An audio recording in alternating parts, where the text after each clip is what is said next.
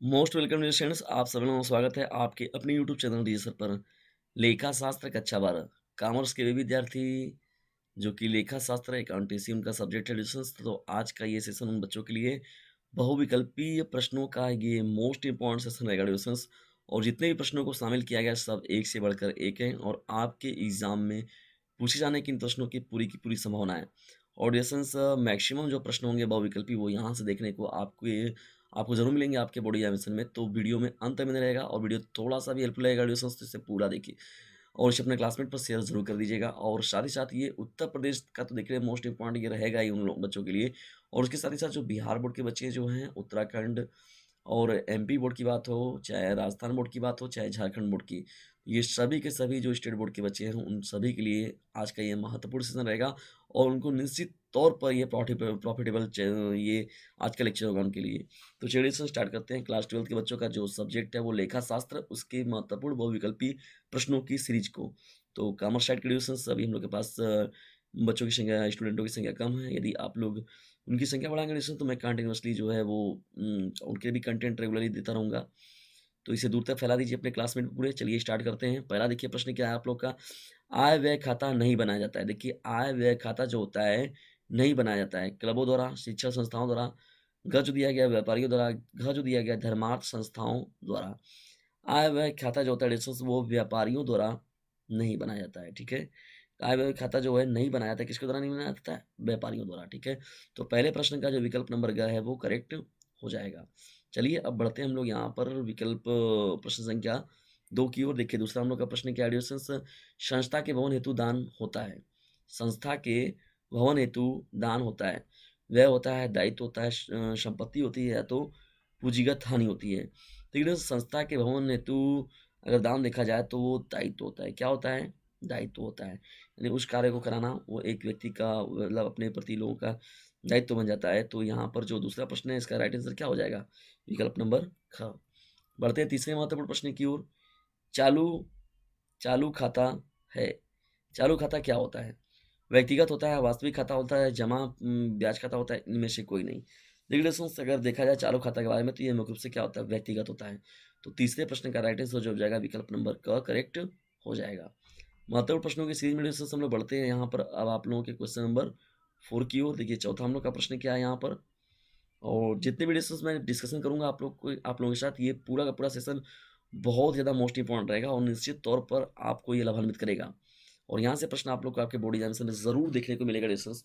निश्चित तौर पर यदि आप अगर पूरे प्रश्नों को देख लेते हैं तो आप लोग खुद ही बाद में कमेंट बॉक्स में जाकर कहेंगे कि हाँ सर, जितने प्रश्नों का आपने बताया था, जितने प्रश्नों की आपने तैयारी कराई थी, उसमें से बहुत से प्रश्न हमें देखने को हमारे एग्जाम में मिले। चलिए बढ़ते हैं हम लोग चौथे प्रश्न की ओर। साझेदारी का पंजीयन कराना है। साझेदारी का पंजीयन कराना क्या होता है? अनिवार्य होता है, आवश्यक होता है, ऐच्छिक होता है या इनमें से कोई नहीं? तो लिसन देखिए यहाँ पर चौथे प्रश्न का जो राइट आंसर हो जाएगा विकल्प नंबर ग करेक्ट हो जाएगा, ऐच्छिक। यानी साझेदारी का पंजीयन कराना क्या होता है? ऐच्छिक होता है, ठीक है ना।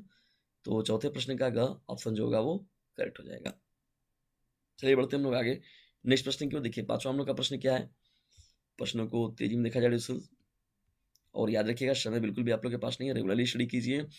नए साझेदार के प्रवेश के समय यदि पुस्तकों में अवितरित लाभ या सामान्य संचय दिया है तो उसे हस्तांतरित किया जाएगा। क जो दिया गया है नए साझेदार के पूंजी खाते में, ख जो दिया गया पुराने साझेदार के पूंजी खाते में, ग जो दिया गया पुनर्मूल्यांकन खाते में और घ जो दिया गया सभी साझेदारों के पूंजी खाते में। तो रिलेशंस यहाँ पर देखिए जो प्रश्न संख्या 5 दिया हुआ था, तो इस प्रश्न का जो राइट आंसर हो जाएगा वो हो जाएगा पुराने साझेदारों के पूंजी खाते में। तो पुराने साझेदारों के पूंजी खाते में यानी जो ख ऑप्शन होगा वो करेक्ट हो जाएगा। तो पांचवें प्रश्न का जो राइट आंसर होगा विकल्प नंबर ख करेक्ट हो जाएगा। चलिए बढ़ते हैं हम लोग फटाफट प्रश्न संख्या 6 की ओर। देखिए छठवां हम लोग का प्रश्न क्या है, ये प्रश्न भी बहुत ही महत्वपूर्ण है। पुनर्मूल्यांकन खाता है, पुनर्मूल्यांकन खाता है, पुनर्मूल्यांकन खाता है, बहुत ही महत्वपूर्ण है। कौन सा खाता है? व्यक्तिगत खाता है, वास्तविक खाता है, अवास्तविक खाता है, इनमें से कोई नहीं। देखिए पुनर्मूल्यांकन खाता जो होता है वो वास्तविक खाता होता है। तो छठवें प्रश्न का जो ख ऑप्शन होगा वो करेक्ट हो जाएगा। क्या? वास्तविक खाता होता है, ठीक है ना। चलिए बढ़ते हैं हम लोग अब सातवें प्रश्न की ओर। देखिए सातवां हम लोग का प्रश्न क्या है, कौन से अंश पर लाभांश की दर निश्चित होती है? कौन से अंश पर लाभांश की दर क्या होती है? निश्चित होती है। तो सातवां प्रश्न जो दिया गया है यहाँ पर, क्षमता अंश, पूर्वाधिकार अंश, समता व पूर्वाधिकार अंश और द जो दिया गया इनमें से कोई नहीं। तो जो ख ऑप्शन होगा पूर्वाधिकार अंश, ये करेक्ट हो जाएगा। तो दिए गए प्रश्न संख्या 7 का जो राइट आंसर होगा डिस्टेंस वो विकल्प नंबर क्या हो जाएगा? ख करेक्ट हो जाएगा, नहीं 7वें प्रश्न का ख जो ऑप्शन है वो करेक्ट हो जाएगा। चलिए फटाफट से हम लोग बढ़ते हैं डिस्टेंस अगले प्रश्न की ओर और देखते हैं और पूरा कवर कर लिया जाए आप लोग का ये बहुविकल्पी जो प्रश्नों का चल रहा है सेशन और सभी बहुविकल्पी को मैं एक साथ आप लोग के साथ डिस्कस कर रहा हूँ डिस्टेंस। तो ये बहुत ही इंपॉर्टेंट सेशन है। आय व्यय खाता बनाया जाता है। देखिए आय व्यय खाता जो होता है वो बनाया जाता है क्लबों द्वारा, शैक्षणिक संस्थाओं के द्वारा, धर्मार्थ संस्थाओं के द्वारा, इन सभी के द्वारा। दरअसल तभी भी देखिए ऊपर ये प्रश्न मैंने आप लोग को बताया था। बताइए 8वें प्रश्न का 8वां प्रश्न जो था ये आय व्यय खाता बनाया जाता है, किसके द्वारा बनाया जाता है? आय व्यय खाता जो होता है वो क्लबों द्वारा, शैक्षणिक संस्थाओं के द्वारा, धर्मार्थ संस्थाओं के द्वारा, इन सभी के द्वारा। तो डिस्टेंस फटाक से जाइए और इसका उत्तर हमें ज़रूर दीजिए। ठीक है ना? ये मैं प्रश्न जो है आप लोगों के ऊपर छोड़ रहा हूँ। चलिए हम लोग बढ़ते हैं अब यहाँ पर नेक्स्ट प्रश्न की ओर डिस्टेंस। यहाँ पर देखिए अगला प्रश्न क्या है? साझेदारों में देखिए लाभ हानि का बंटवारा किया जाना चाहिए। साझेदारों में लाभ हानि का बंटवारा किया जाना चाहिए। तो साझेदारों में जो बंटवारा जो करते हैं वो किस बेस पर करते हैं? और डिस्टेंस यहाँ पर ये प्रश्न को देख लीजिएगा, जो जो ऊपर इससे ऊपर वाला जो प्रश्न था इसका राइट आंसर जो क्या था हो जाएगा आय व्यय खाता बनाया जाता है, किसके द्वारा बनाया जाता है? इन सभी के द्वारा बनाया जाता है। इससे इसी से रिलेटेड एक प्रश्न ऊपर ही मैंने आप लोग को बताया था, इन सभी के द्वारा। ठीक है ना? उसमें थोड़ा सा चेंजिंग था बस प्रश्न में, आय व्यय खाता नहीं बनाया जाता, उसमें ये बात थी, यहाँ पर होने वाली बात हो रही है, तीनों को शामिल कर लिया जाएगा। अब चलिए बढ़ते हैं हम लोग नेक्स्ट प्रश्न की ओर। यहाँ पर साझेदारों में लाभ हानि का बंटवारा किया जाना चाहिए। साझेदारों में लाभ हानि का जो बंटवारा है किया जाना चाहिए किसके? पूंजी के अनुपात में बराबर बराबर, साझेदारी सरलेख के अनुसार, और जो दिया गया है घ जो ये सभी। तो डिस्टेंस इस प्रश्न का जो राइट आंसर हो जाएगा वो ग करेक्ट हो जाएगा। साझेदारी संलेख के अनुसार क्या करना चाहिए? साझेदारों में लाभ हानि का बंटवारा किया जाना चाहिए। ठीक है, ये प्रश्न क्या आप लोग का 9 हो जाएगा और इम्पोर्टेंट है। चलिए बढ़ते हैं हम लोग अब क्वेश्चन नंबर 10 की ओर। देखिए 10वां हम लोग का प्रश्न क्या है? किसी नए साझेदार के प्रवेश पर परिसंपत्ति में हुई मूल्य की वृद्धि को डेबिट किया जाएगा। कोई नया साझेदार का जुड़ेगा डिस्टेंस तो उसे हम लोग किसमें जोड़ते हैं? लाभ व हानि समायोजन में, परिसंपत्ति खाते में, पुराने साझेदारों के पूंजी खाते में, इनमें से कोई नहीं। तो इसलिए उसको हम लोग जोड़ते हैं जो परिसंपत्ति खाते में जोड़ते हैं। ठीक है ना? किसी नए साझेदार के प्रवेश पर परिसंपत्तियों में हुई मूल्य की वृद्धि को डेबिट किया जाएगा। किसमें किया जाएगा? परिसंपत्ति खाते में। ठीक है, तो 10वें प्रश्न का जो राइट आंसर हो जाएगा विकल्प नंबर ख करेक्ट हो जाएगा। बढ़ते हैं नेक्स्ट प्रश्न की ओर डिस्टेंस। देखिए 11वां हम लोग का प्रश्न क्या है यहाँ पर? 11वां प्रश्न भी बहुत ही ज्यादा मोस्ट इंपॉर्टेंट है। एक कंपनी के अधिकांश अंशधारी होते हैं। एक कंपनी के अंशधारी क्या होते हैं? कंपनी के कर्मचारी। ठीक है, कंपनी कर्मचारी हो जाएगा। दूसरा कंपनी के लेनदार, ग जो है कंपनी के स्वामी हो जाएंगे, और घ जो है कंपनी ग्राहक। तो लिसंस ये कंपनी के स्वामी हो जाते हैं। एक कंपनी के अंशधारी जो होते हैं वो कंपनी के स्वामी होते हैं। ठीक है ना? तो 11वें प्रश्न का जो राइट आंसर हो जाएगा विकल्प नंबर ग करेक्ट हो जाएगा। बढ़ते हैं हम लोग अब नेक्स्ट प्रश्न की ओर। देखिए 12वां हम लोग का प्रश्न क्या है यहाँ पर? प्रश्न 12वें प्रश्न भी बहुत ही ज्यादा महत्वपूर्ण है। देखिए 12वां हम लोग का प्रश्न क्या है? प्रश्न को ध्यान से देखिए और जितने भी प्रश्नों का डिस्कशन किया जा रहा है सभी के सभी मोस्ट इंपॉर्टेंट है। पूर्वाधिकार अंश हो सकते हैं। पूर्वाधिकार अंश हो सकते हैं संचयी, असंचयी, शोध, ये सभी। तो डिस्टेंस इस प्रश्न का जो राइट आंसर हो जाएगा वो क्या होगा? ये सभी जो होगा वो करेक्ट हो जाएगा। पूर्वाधिकार अंश जो होता है वो संचयी, असंचयी और शोध ये सभी के रूप में होता है। तो ये सभी जो ऑप्शन है वो करेक्ट हो जाएगा। नेक्स्ट प्रश्न की ओर बढ़ते हैं। देखिए हम लोग का अगला प्रश्न क्या है? प्रश्न संख्या 13। निम्नलिखित में से कौन सा गैर चालू संपत्ति की श्रेणी में नहीं आता है? निम्नलिखित में से कौन सा गैर चालू संपत्ति की श्रेणी में नहीं आता है? ख्याति, मशीनरी, स्टॉक, भूमि एवं भवन। तो लिसन जो स्टॉक होता है देखिए लिसन तो वो गैर चालू संपत्ति में श्रेणी में नहीं आता है। तो 13वें प्रश्न का जो राइट आंसर हो जाएगा विकल्प नंबर का करेक्ट हो जाएगा। इसे स्टॉक बोलते हैं। और देखिए स्टॉक का डिफिनेशन भी बार बार पूछता है डिस्टेंस अति लघु में, ये इंपॉर्टेंट प्रश्न रहेगा। चलिए बढ़ते हैं हम लोग क्वेश्चन नंबर 14 की ओर। देखिए चालू संपत्तियों में शामिल नहीं होता है। चालू संपत्तियों में शामिल नहीं होता है। तो चालू संपत्तियों में किसको नहीं शामिल किया जाता है? डिस्टेंस ख्याति, अयाचित लाभांश, बैंक अधिविकर्ष, भूमि एवं भवन। तो डिस्टेंस देखिए चालू संपत्तियों में शामिल नहीं किया जाता है। किसको नहीं किया जाता है? ख्याति को इसमें शामिल नहीं किया जाता है। तो चौथे प्रश्न का जो राइट आंसर हो जाएगा विकल्प नंबर का करेक्ट हो जाएगा। चलिए महत्वपूर्ण प्रश्नों की सीरीज में हम लोग बढ़ते हैं डिस्टेंस अपने नेक्स्ट प्रश्न की ओर। देखिए हम लोग का अब प्रश्न संख्या क्या है? 15वां क्या कौन सा प्रश्न है? 15वां बहुत ही महत्वपूर्ण प्रश्न है। कंपनी की वार्षिक रिपोर्ट को निर्गमित किया जाता है। कंपनी की वार्षिक रिपोर्ट को निर्गमित किया जाता है संचालकों के द्वारा, अवंचकों के द्वारा लिए, अंशधारकों के लिए, प्रबंधन के लिए। तो देखिए इस प्रश्न का जो राइट आंसर हो जाएगा अंशधारकों के लिए, ये करेक्ट हो जाएगा। ये 15वें प्रश्न का जो राइट आंसर हो जाएगा विकल्प नंबर का करेक्ट यदि ज़्यादा नंबर पाने की इच्छा तो डीजे सर चैनल से ज़रूर लीजिएगा शिक्षा।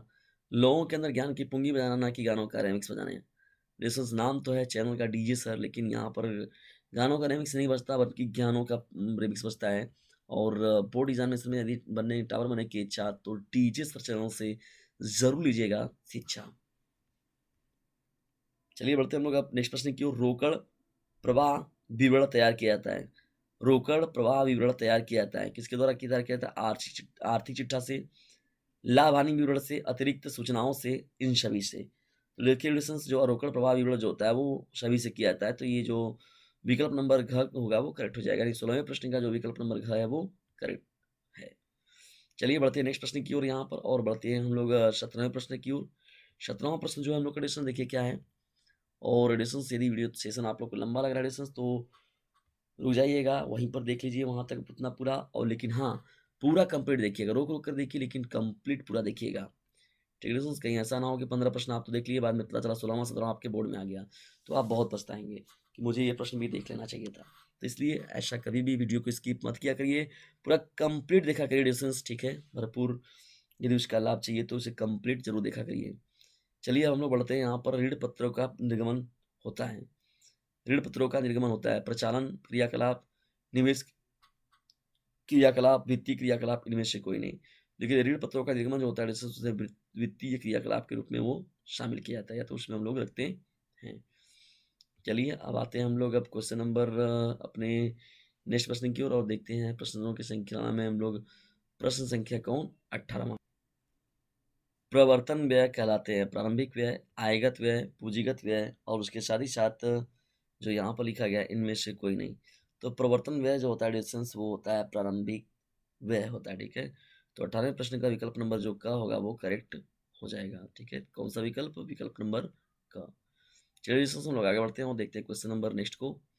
देखिए हम लोग का 19वां प्रश्न क्या है यहाँ पर। कौन सी संपत्ति चालू संपत्ति नहीं है? कौन सी संपत्ति जो है वो चालू संपत्ति नहीं है? क्या क्या है यहाँ पर? देनदार, प्रदत्त व्यय, ख्याति, स्टॉक।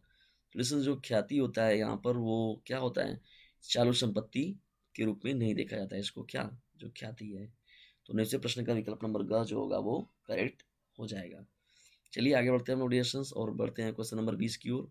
ये प्रश्न भी बहुत ही इंपॉर्टेंट है, इन प्रश्नों को छोड़िएगा नहीं डिस्टेंस। ये सभी के सभी जो प्रश्न मैं आप लोगों के साथ डिस्कस कर रहा हूँ ये मोस्ट इंपॉर्टेंट है, आए हुए हैं और इनके आने की संभावना पूरी की पूरी 100% बनी हुई है।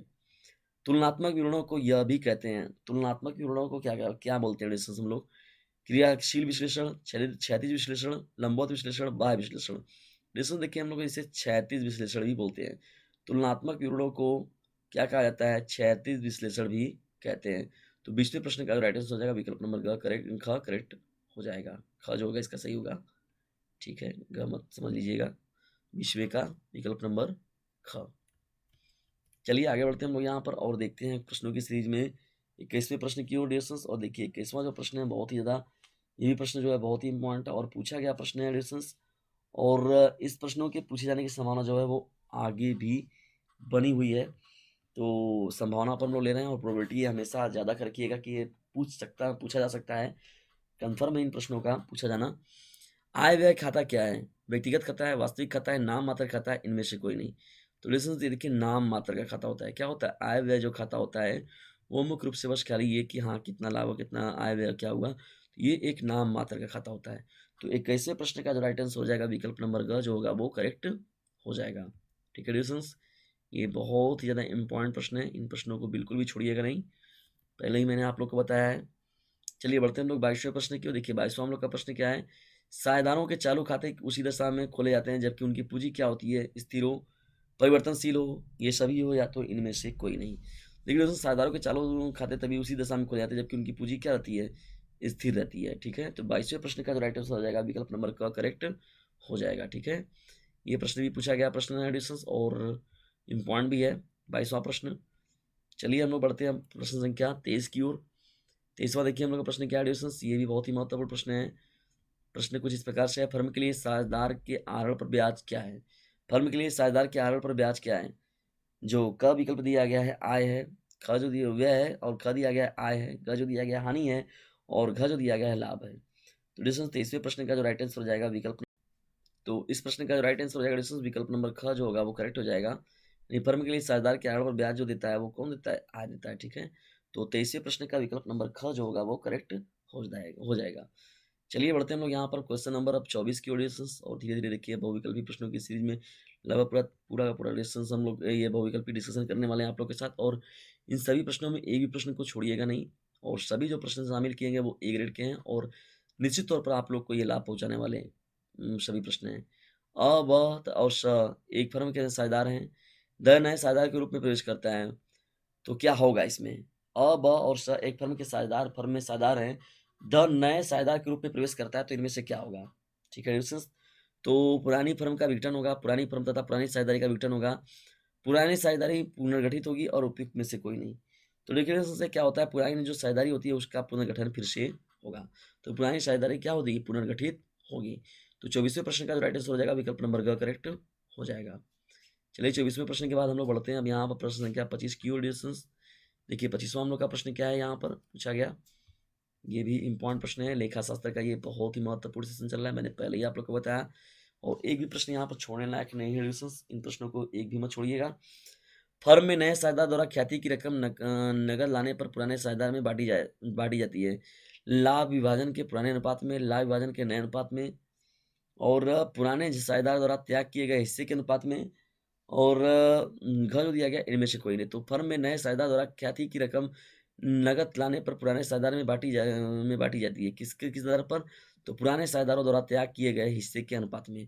तो 25वें प्रश्न का जो राइट आंसर हो जाएगा विकल्प नंबर ग करेक्ट हो जाएगा। चलिए आगे बढ़ते हैं हम लोग डिस्कस और देखते हैं प्रश्न संख्या 26 को। देखिए 26वां प्रश्न क्या है यहाँ पर आप लोग का जो पूछा गया प्रश्न था, ये भी प्रश्न बहुत ही ज़्यादा मोस्ट इंपॉर्टेंट है। अंशों का हरण किया जा सकता है। याचना राशि न चुकाने पर, साधारण सभा में भाग न लेने पर, दोषी पाए जाने पर, इनमें से कोई नहीं। तो लिसन देखिए अंशों का हरण जो किया जाता है वो मुख्य रूप से जो है यहाँ पर याचना राशि न चुकाने पर जो किया जाता है अंशों का हरण कर लिया जाता है। तो 26वें प्रश्न का जो विकल्प नंबर क है वो करेक्ट हो जाएगा। ठीक है दोस्तों, ये बहुत ही महत्वपूर्ण प्रश्न की सीरीज चल रही है, और आइए हम लोग बढ़ते हैं प्रश्न संख्या 27 की ओर। तो 27 में क्या है दोस्तों, एक कंपनी कितने प्रकार के अंशों का निर्गमन कर सकती है? एक कंपनी जो है वो कितने प्रकार के अंशों का निर्गमन कर सकती है? 3, 2, 4, 5। 3, 2, 4, 5। तो डिस्टेंस यहाँ पर जो ख ऑप्शन होगा वो करेक्ट हो जाएगा 2 प्रकार से, यानी एक कंपनी जो होता है डिस्टेंस वो कितने प्रकार के अंशों का? तो 2 प्रकार के अंशों का वो निर्गमन कर सकती है। तो 27वें प्रश्न का जो विकल्प नंबर ख होगा वो करेक्ट हो जाएगा। चलिए 27वें प्रश्न के बाद हम लोग बढ़ते हैं डिस्टेंस 28वें प्रश्न की ओर। देखिए 28वां हम लोग का प्रश्न क्या है, ये प्रश्न भी बहुत ही ज़्यादा इंपॉर्टेंट है। वर्ष के मध्य में जो लाभांश दिया जाता है उसे क्या कहते हैं? वर्ष के मध्य में जो लाभांश दिया जाता है उसे क्या कहते हैं? 28वें प्रश्न का अयाचित लाभांश, अंतिम लाभांश, अंतरिम लाभांश, पूर्वाधिकार लाभांश। तो 28वां प्रश्न रेफरेंस, इसे हम लोग क्या बोलते हैं? अंतरिम लाभांश बोलते हैं। तो 28वें प्रश्न का विकल्प नंबर ग जो होगा वो करेक्ट हो जाएगा अंतरिम लाभांश, ठीक है ना? तो अंतरिम लाभांश जो है इस प्रश्न का करेक्ट आंसर हो जाएगा। चलिए 29वें प्रश्न की ओर बढ़ते हैं। देखिए 29वां हम लोग का प्रश्न क्या है? वित्तीय विश्लेषण हेतु प्रयोग में आने वाले सामान्य साधन क्या हैं? तो क्या है ये? क्षैतिज विश्लेषण, लंबवत विश्लेषण, अनुपात विश्लेषण, ये सभी। तो रिलेशन से ये जो सभी होगा इस प्रश्न का राइट आंसर हो जाएगा। यानी वित्तीय विश्लेषण हेतु प्रयोग में लाया जाने वाला सामान्य साधन जो होता है वो क्षैतिज विश्लेषण, लंबवत विश्लेषण, अनुपात विश्लेषण, यानी ये सभी के सभी जो ऑप्शन होंगे वो करेक्ट हो जाएंगे।